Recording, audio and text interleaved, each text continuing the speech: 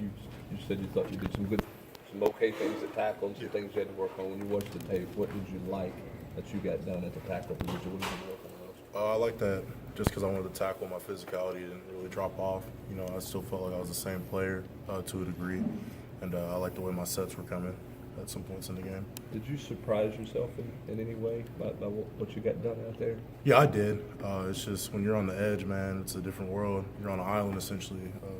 I know when I started playing in training camp, I told my coaches and friends, man, being a tackle, you got to be a man out there. You know, you're not getting much help like you would at guard or center. You know, you're really on your own in a lot of things.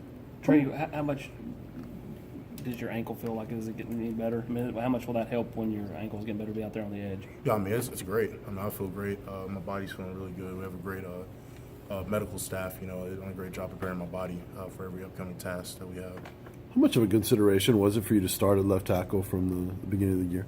Not really. It wasn't a position thing. It was just a get playing time period. You know, obviously coming in here highly touted, you know, I want to live up to my expectations and not just expectations other people have on me, expectations I have within myself.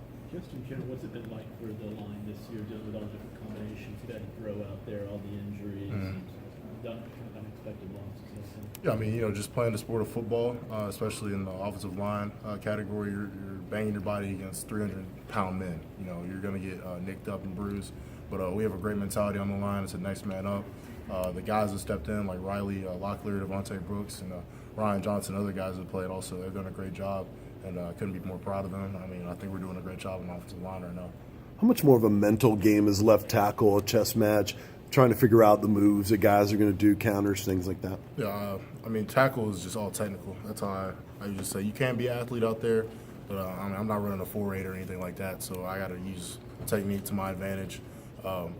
It is more of a mental thing, you know, based on alignment.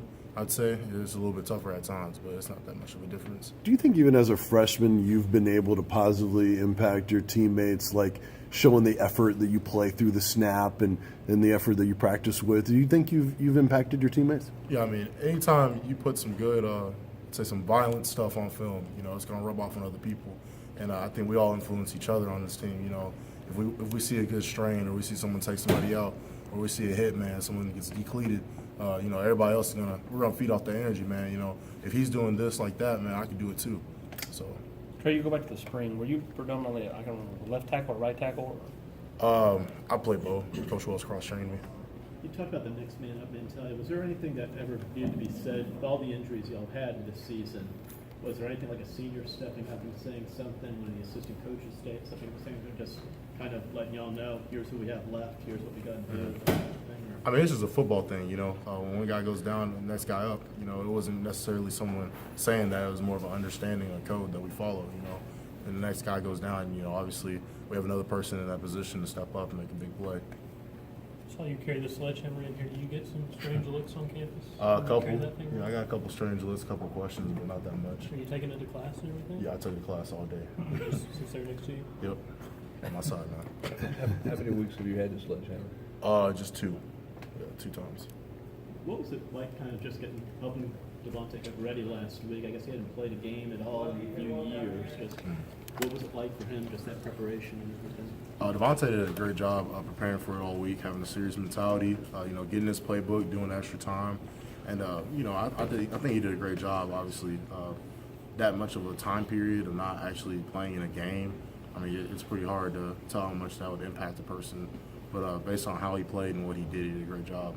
Trey, how much closer do you think this line, regardless of who's healthy or not, is getting to the level of physicality, the you know, kind of that toughness that edge you always talk about? How much closer, or how far have you guys come to getting to that point? Coach Wells talks about building a bully in the SEC all the time. You know, just bringing a level of physicality to not only the team but also the whole country. And I think we have a bunch of grinders right now. We always have, and you know, whatever it takes to do, we're going to do it.